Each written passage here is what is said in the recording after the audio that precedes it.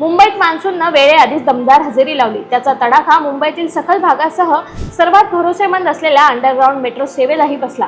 Mumbai metro 3च्या बाबतचे सर्व दावे पोकळ ठरले। मुंबईतील पावसाने मुंबई मेट्रो 3च्या नुकत्याच उद्घाटन झालेल्या टप्पा क्रमांक 2A वरळी येथील आचार्य अत्रे स्थानकात सोमवारच्या पावसाने पाणी शिरले। या स्थानकात पाण्याचे धबधबे सुरू असल्याचे फोटो आणि व्हिडिओ व्हायरल होऊ लागले।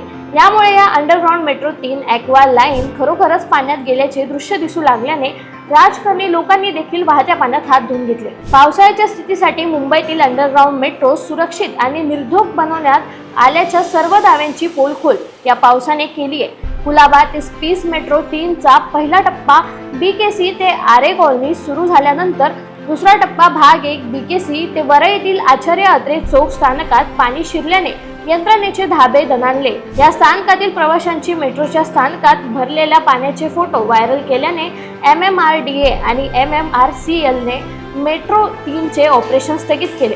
तसेच मुंबई शहर आणि उपनगरातील जोरदार पावसाने शहरातील वाहतूक व्यवस्था कोलमडली आहे। लोकलची वाहतूक देखील मंद गतीने सुरू असून मेट्रो 3च्या सेवा स्थगित करण्यात आल्या।